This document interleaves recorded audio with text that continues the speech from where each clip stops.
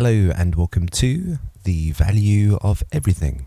Okay, Donald Trump is winning at the primaries. It looks like he will be the elected leader of the Republican Party.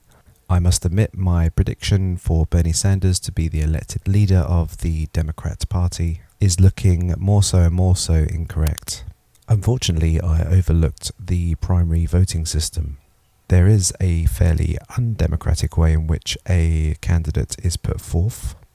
The nomination is decided by 4,700 elected delegates. However, there is 700 super delegates. Now, interestingly, these super delegates are not voted in at all. In fact, they were selected beforehand by the establishment, and they were made up by people of Congress and the Democratic National Committee. So, who is synonymous with the establishment? That most likely will be Hillary Clinton. To be fair, she has gained a lot of the black vote. However, in my opinion, if you wanted a consistent leader throughout time, had always stood up for equality, then that would be Bernie Sanders. There is plenty of images out there of him protesting for civil rights, particularly when it came to the discrimination of blacks. I wouldn't even say that Bernie Sanders goes out of his way to talk up this fact. However, when a voter goes to the booth, they look at the candidates. They probably don't look into them in too much of detail. So therefore, at face value, you may perceive that Hillary Clinton is going to be better for black rights in comparison to the white old man who might be prejudiced, which may be perceived as Bernie Sanders. Things do change in politics, but we're going to make an assumption here that the match-off is going to be between Donald Trump and Hillary Clinton. Okay, so I've been seeing a number of interviews, debates, and political rallies. As time has progressed, they have become a little bit more frustrating. It's not so much about how they would like to change America and how they would like to go about it, but more so of a Punch and Judy contest where they will slander the opponent and really just chest thump to try and appeal to the masses as best as they can. So, born out of my frustration, I have sat down and pondered upon a few questions which will be fairly interesting to ask Donald Trump on his lead up to the presidency.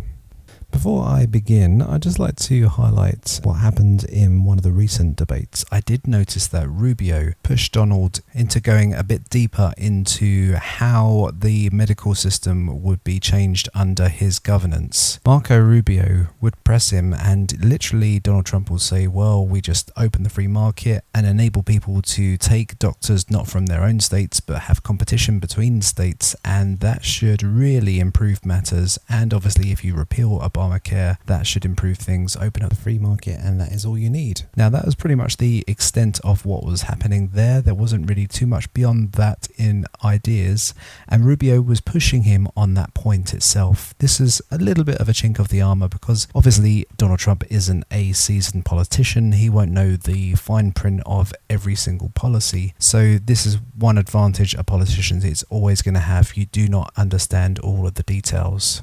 Okay, so let me start by saying my motive isn't for or against Donald Trump. Maybe there is a slight feeling for seeing an underdog rise to the top. Also, there is something that does conjure up some kind of feelings when you do see a self-gratifying hypnosis occurring when a populist leader fuels the flame of an angry oppressed mob and ignites their anger.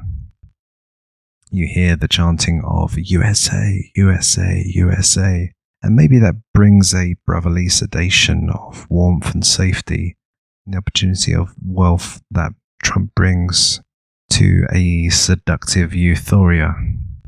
The drunken intoxication of dopamine and serotonin bypasses the near-frontal cortex back to the hedonistic brainstem.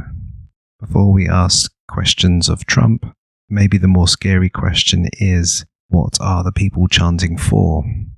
So let me just outline another couple of bits about my side. I do seek freedom for humanity, and I want to prevent oppression wherever I can. Trump has come to the stage and is popular with his non-lobbyist funding, good trade deals, anti-war military strength, anti-corporate greed, anti-stupid decisions, anti-illegal immigration, a manager who can make a successful business empire and transfer that into presidential success for the nation. These are a number of areas in which you would definitely see Trump's strengths in his policy making and the way that he is delivering his message. However, we do come to a stage in which we have questions to ask of Donald Trump.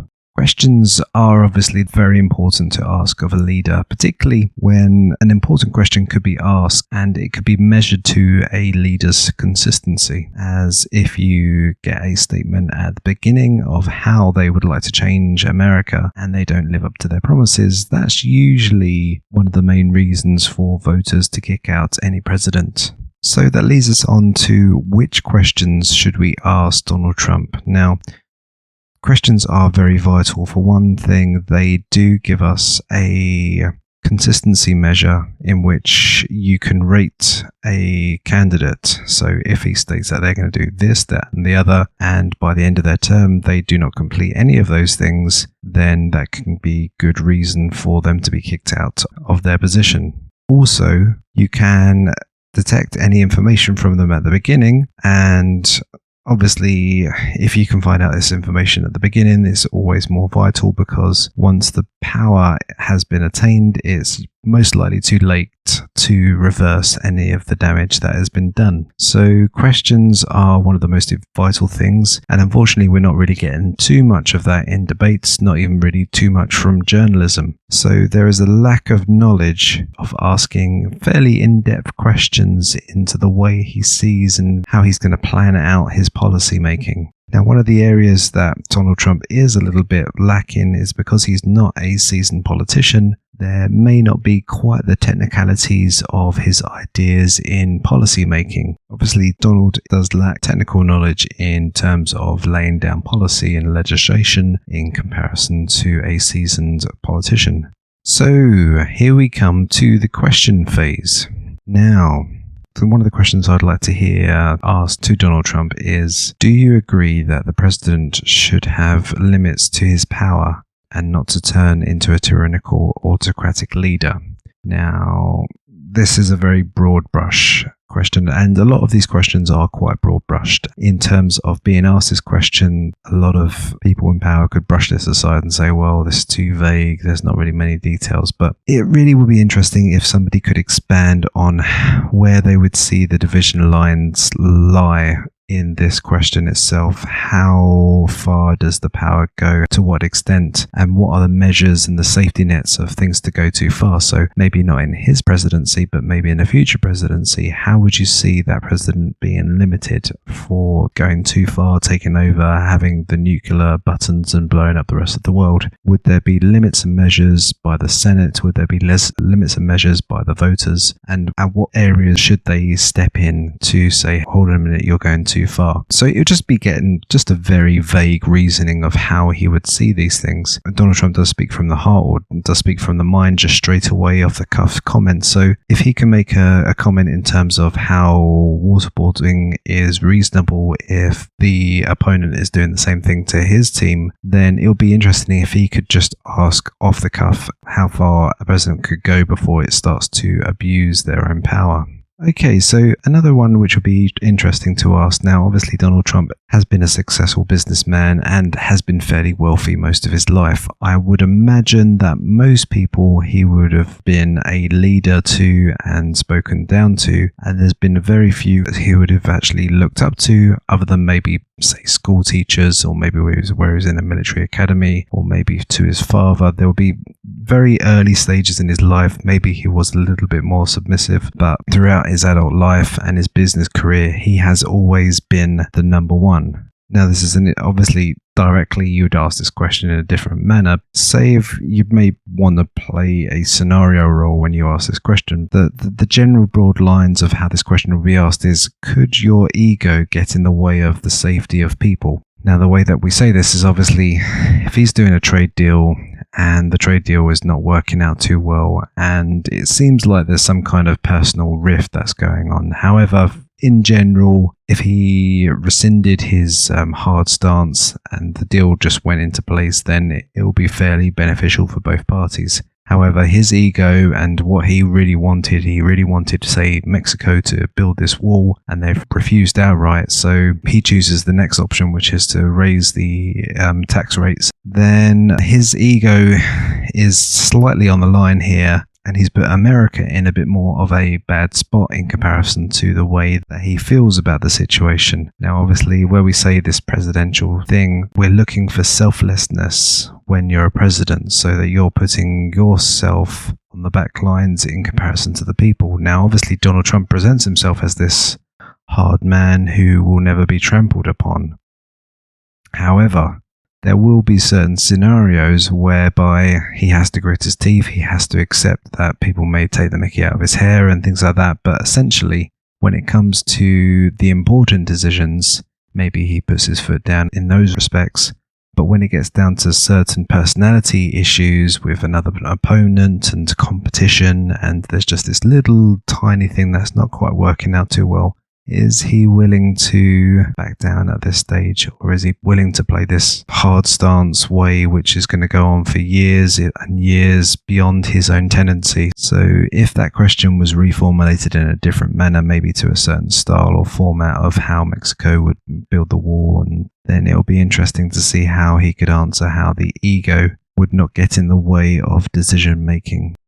Okay, so this would be in terms of the future in mind, because you're seeing that Donald Trump is putting forward a lot of ideas in terms of protectionism, as to protect jobs, protect the military strength, and really close off the borders and maybe shut down certain trades which would happen in the future. So a question to ask Donald Trump is, how would you prevent protectionism from escalating? Now, again, you could put this down into the bucket of, well, this is a very broad subject. How could you ever answer a question like this? But you could play down to a certain scenario, say by stating that, say the trade deals have been getting worse and colder, and there's been a tit-for-tat sort of scenario between a nation. You could at least ask in this general line, how would you open new ideas? How would you start the negotiations again? How would you improve the manner of which the negotiations have gone so far? Is there any ideas on the table other than this very cold stance of like my way or the highway?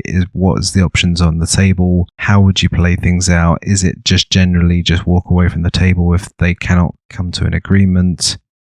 And this protectionism of escalation is obviously a very important question, because once the trade stops, then you get tanks rolling over the hills. So an escalation of protectionism is probably the World War III beginning phase. So it's an important question to ask, in who is in charge of the world's biggest economy starts to take on protectionism ideologies. Okay, so next question would be, how far can government go in watching over us? Now, this does obviously come down to George Orwell and how Big Brother is watching you. So it's a very important question.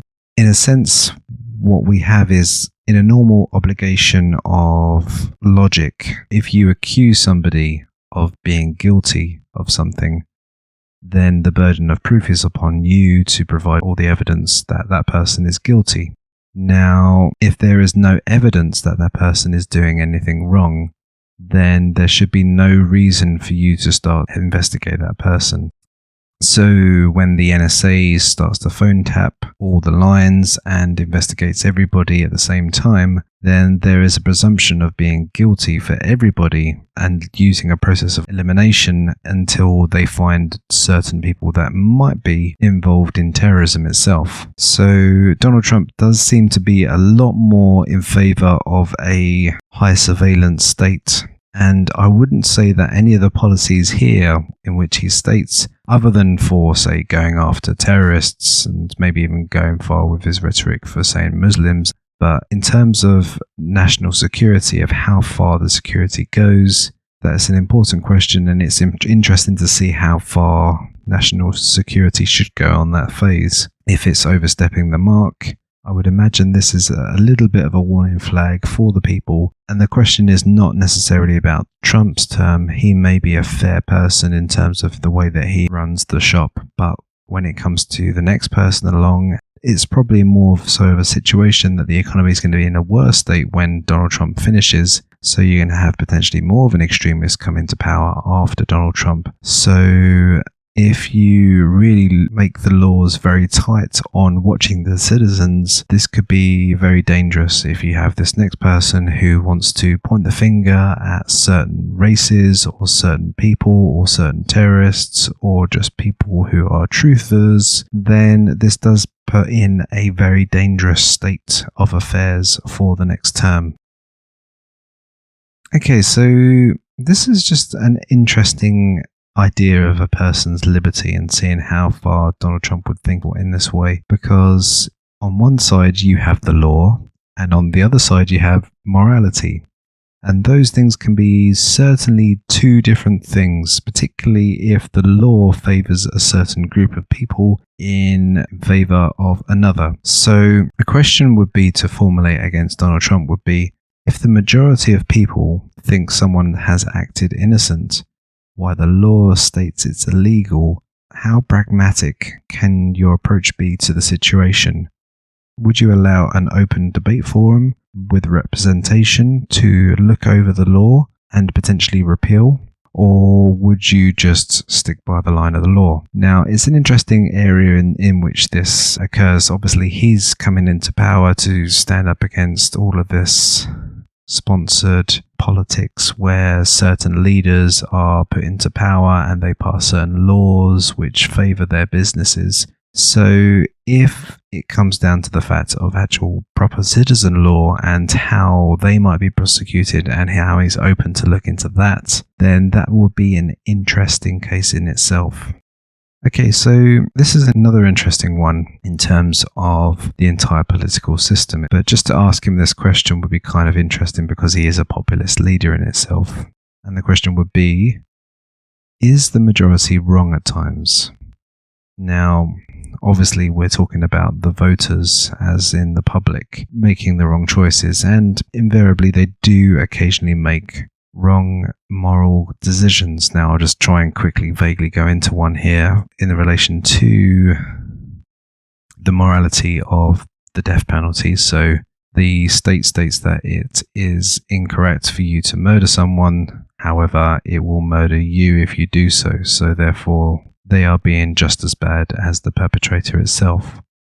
But if you were to take this to a vote, and I would say in the majority of states, a lot of them would say, yes, bring back the death penalty. This is deserved for a lot of cases, particularly if you could charge it upon a certain case where there was a horrific murder that was caused. I would imagine that the majority of people would say, yes, the murder is probably the best decision. Now, it's a very difficult state where you talk about murder because there's a lot of situations in which has to be taken into account. I think there's probably one fundamental thing as well, is in which if anybody's had a conscience of what they've done was wrong, they have felt guilt about it or shown remorse about it. And if there is any ability that the way that their brains wired to potentially murder if they feel there has been any wrongdoing, then is the brain capable of coming back from that and becoming a normal, upstanding citizen? Now, I don't think there's the brain technology or the psychology out there to ever take that on somebody.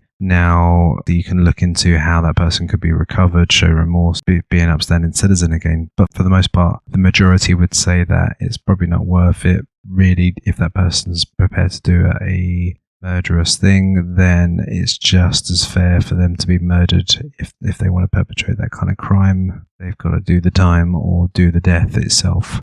So going back to Donald Trump, it would be interesting for him to say if the majority is incorrect sometimes. That would show at least some wisdom from his part to say that maybe being a populist leader doesn't necessarily mean that they're always correct. Now, this is a little bit of a tricky question as well, because if he says, yes, sometimes the majority is incorrect, and it's good for a good statesman who's got good superior knowledge to make the right decisions, this obviously does take into account some other problems as well, because he potentially could have bad polling figures and while being in presidency, and still be playing off his own ideas and thinking, well, maybe my decisions are best, that people probably don't quite understand, but yet I can still make the best choices. But seeing him answer this question and seeing how far he goes in one direction to the other could show some interesting signs of how he may play out in the future.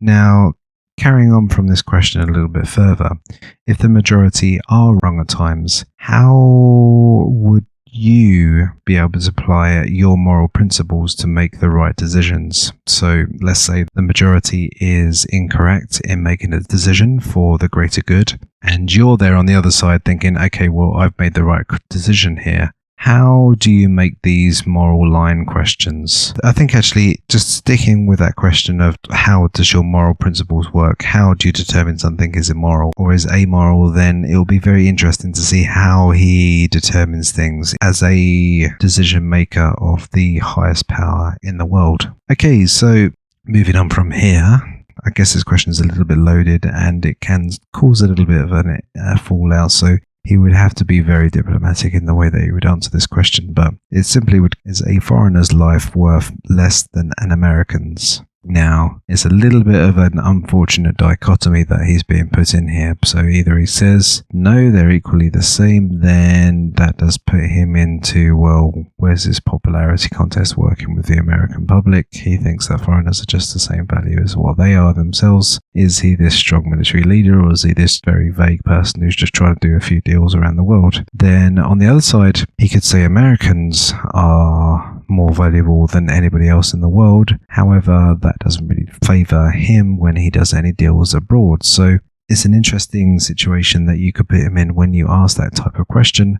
And just to see how he would answer it, he doesn't necessarily need to answer it directly, but just to see how he walks around that question itself would be very revealing for an individual, and just to see how he works and how he thinks around the moral ethics of that question. Now, depending on the answer of that question itself, you could lead up with a question of saying, how does that affect trade deals as a military protector of other nations? So if he answers one or the other, he's stating that he's going to be this big military policeman who's going to ask for money in return for this military protection that he provides. If he states to everybody that the foreigners are worth less, then how does that really bode well? So there's an interesting checkmate that you could play with Donald Trump. I would imagine that he would have worked it out before you'd even mentioned it, but it's interesting if he could spot that one before you would even say it.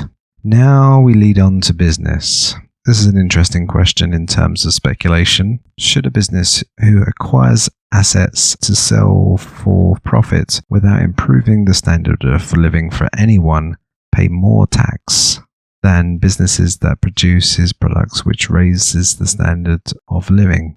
Now, this is just a tax question in terms of a speculative business versus a productive business. Just to see how he would play out that idea, see if he is more so of somebody who's going to curtail certain ills of an economy in comparison to actually the real economy. Okay, so maybe this could be an interesting question, particularly when it comes to political funding. How far should a politician's conflict of interest go?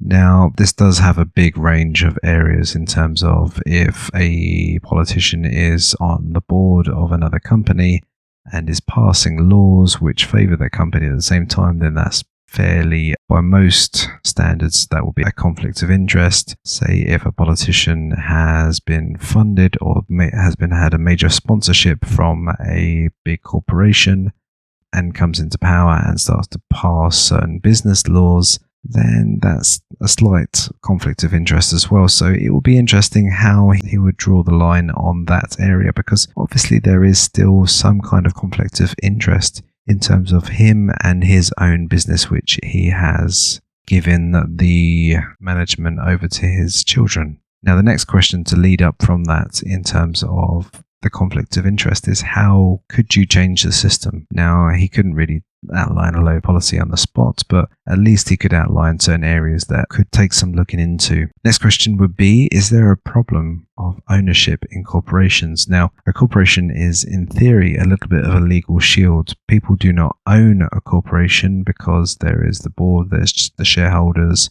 everyone's got these legal titles and there's limited liability. Whereas if you are the owner of a business, you take full liability and you can be sued if, say, your business does anything wrong to another citizen. So in these terms, you could say that corporations have really been in the game for greed and nothing else, because they do not take ownership of their actions and they do not have any responsibilities. So what would his answer be to that question? So now this will be just an interesting question just to see how his mindsets were with this. And I would imagine that this is fairly popular on the internet and with a lot of other major, let's say, libertarians way of thinking. And that would be to ask a question on these lines. So a lot of intellectuals and libertarians seek to go back to a less powerful government with free market empowered states with their own currencies and local laws.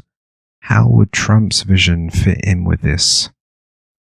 He's going for the presidency, so that is the ultimate position of power. And really, when you're taking on a lot of power, you're not really going to say, yes, relinquish all my power and give it to all the states. But it's an interesting question in itself. It is a very populist movement. And if he were to be asked that question, it could see the direction of where is America going. If all intellectuals or if all of the libertarians are thinking, well, it should be going in this direction, but Donald Trump thinks it's going in the total opposite direction, then there is certain conflict lines which is going on.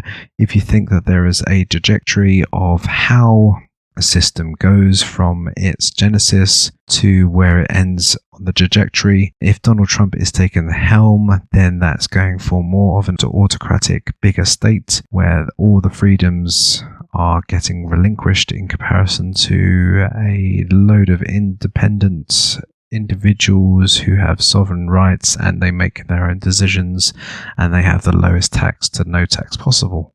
So this is probably the most important trade deal situation that's occurring on the horizon. And it's probably the most important question to ask. Now, obviously, if you ask this question, this is probably the most revealing of all, because if Donald Trump was to answer this fully, then it would reveal his cards in itself. But if he was to answer this fully, then this does actually show that he hasn't really got too much of a plan beyond 1 or 2 steps. And that is very dangerous in itself. So the question would be, is a lot of American debt is owned by China, which could be dumped onto the market, sending treasuries sky high, putting the government's deficit into the stratosphere. So if anything, Donald Trump said, say, we're going to raise taxes on any imported goods from China, then China could say, well, if you want to do that, then we could dump all the debt bond issuance that we've bought off of you, and you would have to go back into more quantitative easing to purchase your own bonds rather than any other countries. And that could send your currency into a very dangerous position. So are you sure you want to do this, Donald Trump?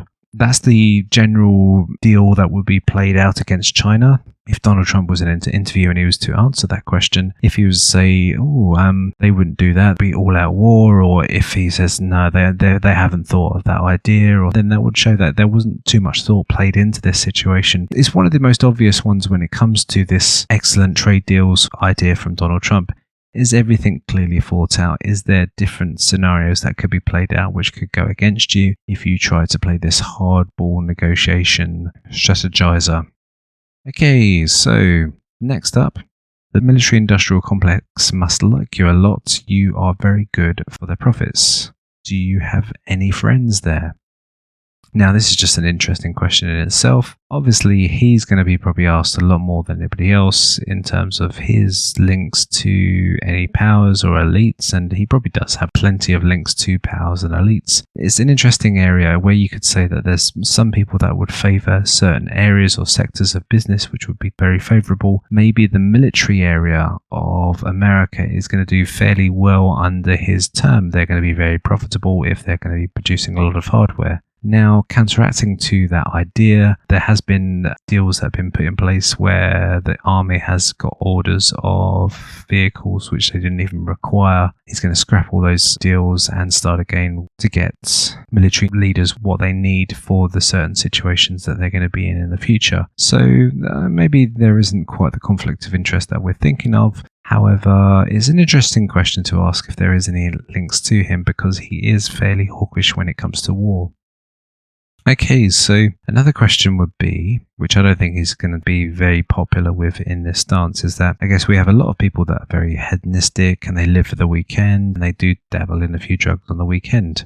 Now, how should the law see them? Are they somebody who needs help, or should they be somebody that is imprisoned? That would be fairly interesting to see his take on that idea. Okay, next up, on the economy, you could ask a question of the American economy is based upon more consumption. So the statistics are more and more GDP. If you consume more, then that is good for the economy. So you need a bigger population to create more shit, to eat more shit and shit it out. And really that is our best economic indicator. Now, the question would be, is this really the answer to the greater good for society? Is this all what society is all about, or is there something more than this? Now, I think this would be a fairly interesting question just to ask his own political ideology on this basis. Now, obviously, you do go down this idea of capitalism and you go down a little bit more of an idea of socialism, but it will be interesting to just take his idea about this consumptive society and how it is an impossible society to continue forevermore because there is a finite amount of resources on Earth, and to continue with the American economy on the world cannot last forever. So there potentially has to be some kind of sustainable way in which the economy recalibrates itself. And it'll be interesting to see if he's got any kind of futuristic views of how things could play out in the future. Now, this is a really simple question that a lot of people would like to ask. It's fairly important as well. How would you like to be remembered? He could go by saying that I would like to be the person who's known for changing America to turn it around from this perilous end and turn it into this fantastic state. I will be remembered for the man who builds the wall, which probably is going to be most likely to be true. And it's going to be a fairly interesting question to ask, because that will be one of the major questions at the end of his term of how you would like to be remembered, and they will just continuously play back that video, then play it against how people actually do remember him. Then they see how divided the way in which the vision was in the first place.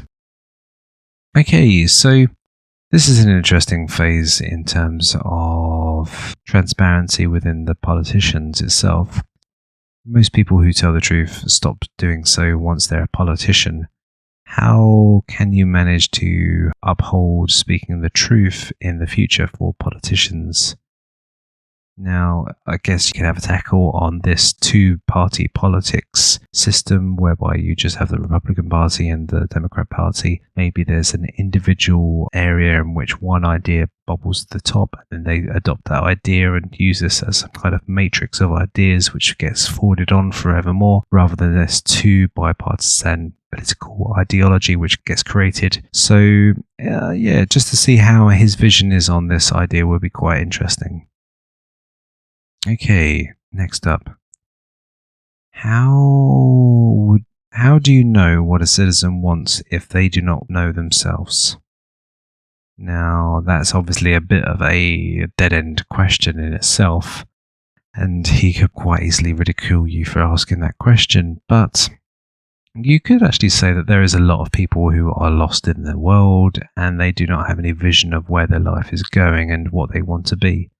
And you could start the whole question lining it up in this way, and then you could say that some people need some kind of vision and some kind of dream in their life.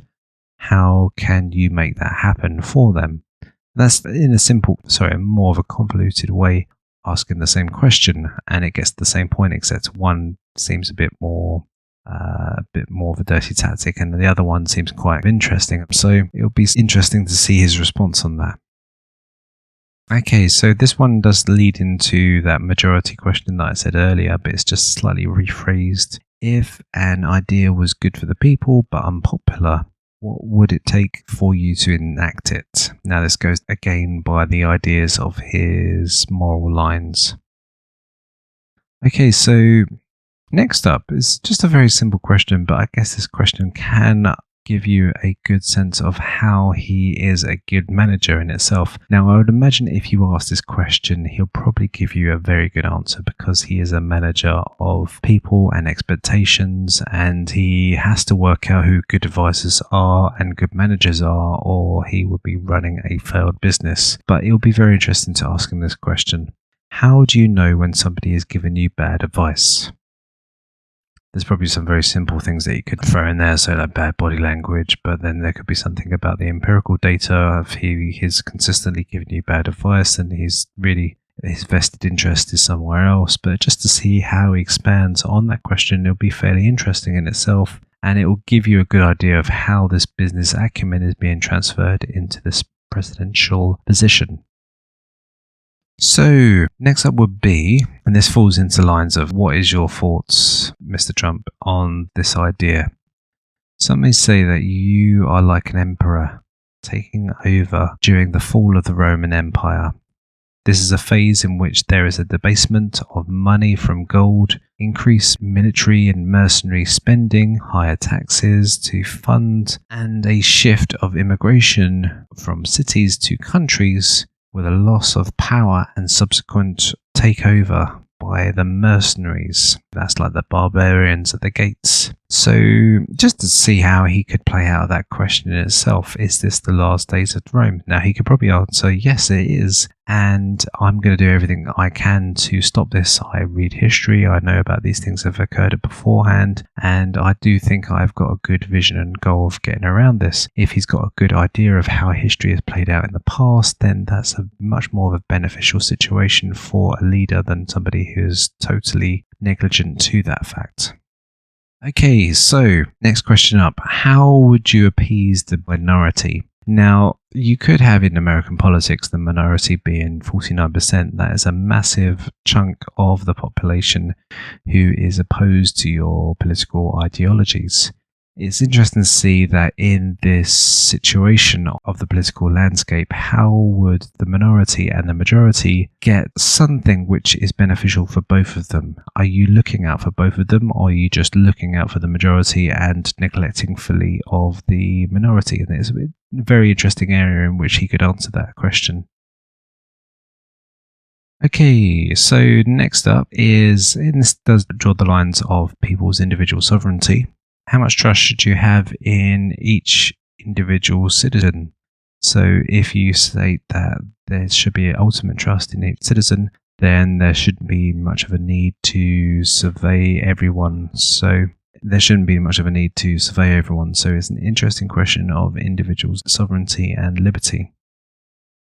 Okay, back to economics.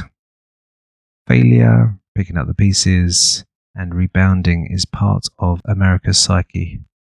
You have one of the toughest choices to make of allowing banks to legitimately fail versus the loss of trust in people's belief of a riskless banking system. One of the biggest changes of people's mindset could occur. It would be a very unpopular thing to do, yet the best thing for America's future, as you'd just have a populist leader after another holding up a zombie banking system with every year a declining economy and a migration of the productive class. Are you strong enough to deliver the medicine to the banking sector?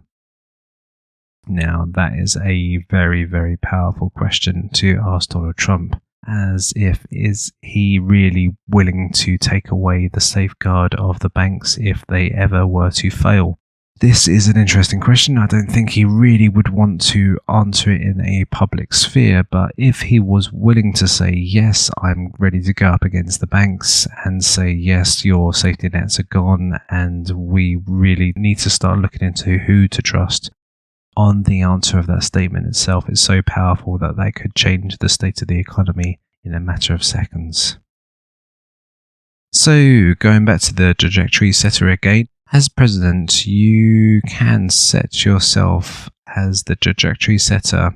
You could be the biggest influence of America in the entire history of all of the presidents that there's ever been.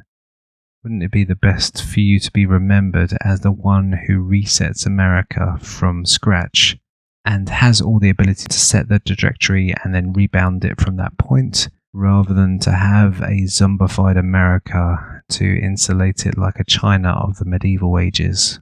So yeah, it's just an interesting thing, because obviously in Donald Trump's reign, and this will be for every reign that's happened ever since probably George Bush and Barack Obama, they have had the opportunity to flip the switch and reset America from scratch. However, if you reset America from scratch and you've destroyed the currency system and you've got this big military that needs to be paid for, then you do have a lot of problems that are going to hit you straight away.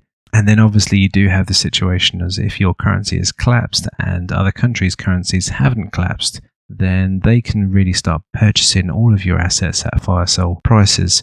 And that does really just send the wolves into the carcass of a old dying country. So there is this sort of the last person to blinks scenario between all the bigger countries, just to make sure that none of their currencies fall apart and upholds itself as long as it can. That's why America is trying to make sure that it's got all the energy conservation that it can get in the Middle East, just in case the currency does decline, and so that they can be self-reliant and self-sufficient and still have a very powerful military force to stop being meddled around with, as well as China is trying to keep all of the precious metals that it can, be one of the biggest producers of the world, and if it needs to, can release its own gold-backed currency.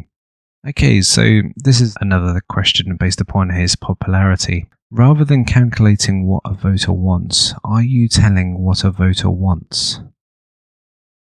So this is again going back to the idea of how does he know what the people want, and have they made their own decisions yet, and really is it up to him to tell what the kind of America is going to be for the future? And this does go down the line of the populist leader. Really, people want to be in charge of their own affairs. They don't really want somebody to dictate to them what to do and what is the best route for them. So it does highlight those areas. Okay, so this goes back to conflict of interest as well, this question. Your children are involved in real estate and property. A lot revolves around capital gain and asset appreciation. A catalyst of this is expansion of money supply. So quantitative easing allows as much liquidity into the markets as possible without considering risk or the untenable debt which is unable to pay off. Isn't your vested interest in conflict with your presidency? So this just goes back down to the roots that if he's going to be making economic decisions for the country, maybe in the back of his mind he's thinking, well, I've got my children in charge of this massive empire business, and if I make the wrong choice, this could land them in hot water. So I'm really going to keep assets like big property or hotel chains or casinos in a favourable position in comparison to other businesses.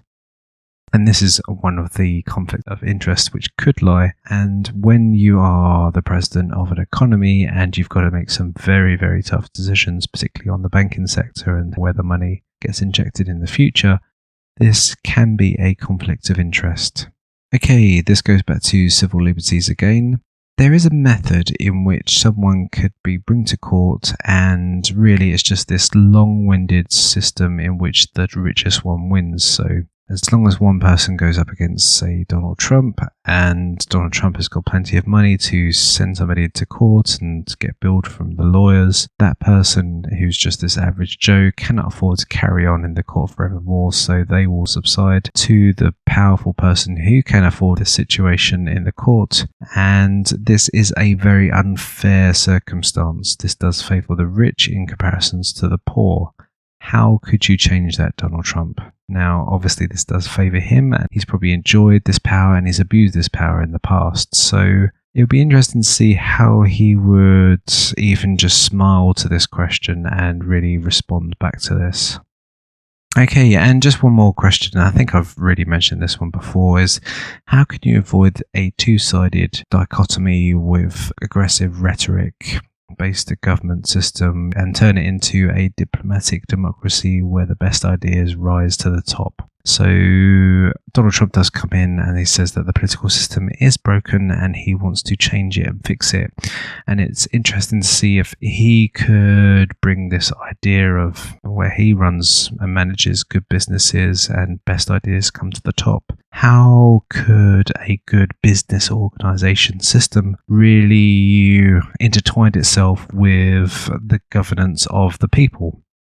And it's an interesting question. Now, obviously, in the corporate world, it's always about profits above everything else, whereas really in the political world, it's all about the morality of how the power is working and really to create the best life as possible for all. Now, if he can say that there is areas in which the business can work and here is the reason why this could work in this way, this could be a new door that could open up for the political system in which good ideas, the sort of Steve Jobs of ideas could come to the top and really change the world for the better in comparison to this strange dichotomy of the politician versus the other politician, with the voters bringing in people from the Senate, and the Senate makes decisions because they've got their part of the education class, and then you've got this leader which they're all fighting and swinging against each other just to get a slice of the pie. If there was this good idea that could come to the top and really